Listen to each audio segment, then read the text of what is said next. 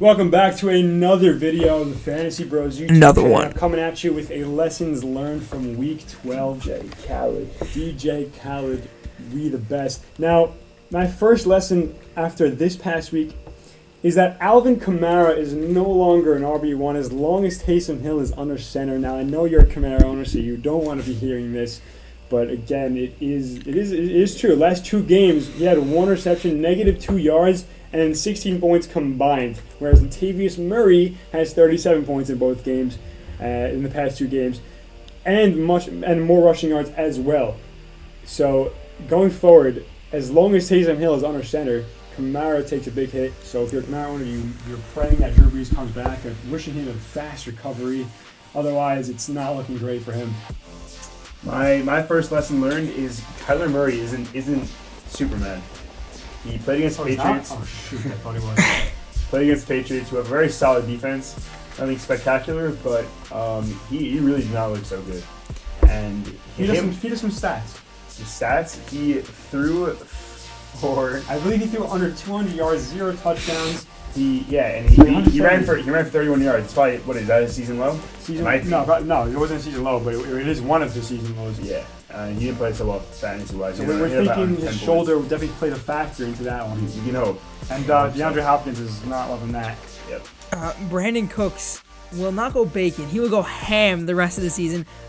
He and Kiki Cutie are the only receivers. Can you repeat that? He will not go. He won't go bacon. He'll go ham the rest of the season. He doesn't have Will Fuller or Randall. He doesn't have Will Fuller, Randall Cobb, or Kenny Stills. It's only him and Kiki Cutie. He's already been getting 9+ targets a game, and now he's gonna double that. Double that. So he's gonna have 18 targets. Potentially double that every game because he's the only good wide receiver on that team. No, you cannot get a guarantee. I will guarantee, not guarantee, but he's gonna probably get 10+ targets every single game, and he's going to have great games the rest of the season. I don't know. With Deshaun Watson as Q. I can see it happening. I just don't know if I have so much. No, for sure. Without Will Fuller, Cooks definitely gets has more upside. So that's a big one there. Antonio Gibson is officially an RB1. He is a rookie and he is doing veteran things. 11 rushing touchdowns on the season. Now, granted, last week he played Dallas, but he destroyed them regardless how bad their defense was. 3 touchdowns, 120 yards on 20 attempts. Man, this guy can eat, this guy can play, this guy can ball. If you have him on your team, you're good to go. My second lesson learned is Robert Woods might be the wide receiver 1 on the Rams. He had I think 12 targets against the 49ers in a game which they lost, which positive game script for him. And Cooper Kupp had only 5 targets. He didn't play so well. Woods had about 7 for 80, I think. Yeah, 7 for 80. Looked pretty good. We'll see how that translates going forward. They usually look about identical in the I still think it's 1A, 1B, depending on. So we'll see. Yeah, for sure. And also they both have very soft schedules, so they should be very high-end wide receivers going forward. What do you got? Derrick Henry is king. Pass him over the crown. He does not stop cooking when you give him the ball. He had 3 touchdowns in the first half. You're excited if you have him. He has an easy schedule going forward, and he's gonna touchdowns in one half against the Colts defense. Granted, we're missing some players, but still, Derrick Henry is a monster. Yeah. In his schedule, he's only gonna do more. He's gonna look, and this past game wasn't even his best in the season. It's crazy. Just keep that in mind. And also, it's not even the easiest run defense he's going to face the rest of the season. Yeah, he's very easy matchups. He gets what is he? Jacksonville, Detroit, and Houston, I believe, or Green Bay. Either way, he plays Houston in Week 17, which is pretty. It sucks because we don't. Still, regardless, Houston is his favorite team to destroy. It's crazy. Regardless, he has still these 3 bottom 5 defenses against the run. He's gonna win so many leagues this year. It's insane. If you if you could trade CMC for him, do it. Honestly. My next one is Tyreek Hill is unguardable.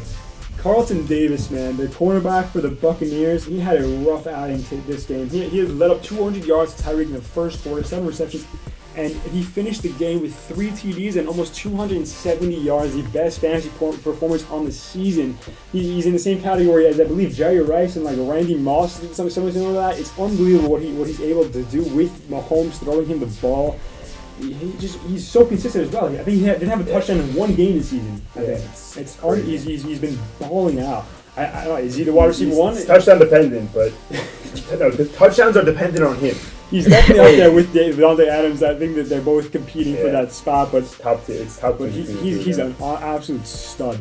Yeah, it's crazy. And imagine having the number one wide receiver and also number one tight end. Great offense. If you own any part of them, you know you're happy. My last lesson learned is Austin Ekeler is everything we expected for him coming into this season, and more. Except he missed almost every single game. He came back with 16 targets. He left with 11 targets. 16. Those are Keenan Allen numbers. Keenan Allen only had. And he has the rushing upside. A lot of targets. Yeah. Keenan Allen takes him outside, but we're talking about Ekeler left with 11 receptions and came back with another 11 receptions, and he had 85 receiving. He had the most receiving yards on the team, and he could do that every week. Look, I expected this after he benched 405, but he was ready to come back, and he came back with a vengeance, a vendetta to just show everyone why they drafted him. To think this guy was just sitting behind Melvin Gordon for a little while. He's an incredible guy, especially in PPR formats. He was one of our buy low candidates. So if you weren't able to get him, you know your time has passed. You're not going to be able to get him now. Great player here. He can win many leagues as well. What do you got? My last one is Deebo Samuel is back and better than ever. He had a great game. I don't know how many receptions. I think it was 11 receptions, 13 targets. Deebo is the number one wide receiver on the team, and he's the only great offensive player on that team. And he gets yards when he produces numbers. And the best part about Ayuk being out, sorry to him, hope you get better, but it allowed Deebo and Nick Mullins to establish a connection because I don't even know if they played together before. It's just been Jimmy Garoppolo mainly. So and now they have a connection going into the next game. They might do better together. It's much harder for a cornerback to guard him. I mean, we know he went against Jalen Ramsey didn't even take him. Because he's too fast for most of these quarterbacks. He plays in the slot also easy. Yeah, same with Ayuk. When you running quarterbacks, they only take players like DK Metcalf or Corey Davis or AJ Brown. So the players that are big, but when you have a fast player like Tyreek Hill or Deebo, they're gonna play well no matter who they're playing. And Deebo's a bigger receiver than Tyreek, so that guy could post up for a ball. If he gets a better quarterback, man. I just can't wait to see what he can do. If you had Mahomes throwing him, if anyone at Mahomes, DeAndre Hopkins is no longer a wide receiver one. Coming from a Hopkins owner. I'm a Hopkins owner, and I don't love this. 10 catches for 100 yards in his past 2 games combined, 0 touchdowns. Not looking good. It's not looking good, and he's one of the, if not the best wide receivers in football, not fantasy. But in real life football. In real life football, but Kyler Murray is just not targeting him like he should be, and that's probably the reason why they've lost the past 2 games because they're not targeting their main guy, and if they want to win games, they have to give him the ball more. Did you say about Derrick Henry? What's that? Didn't you say that about Derrick Henry? Exactly. And it worked. It worked. Derrick Henry, and you win games, and they did just that. Maybe they'll listen to you. Maybe they'll listen, guys.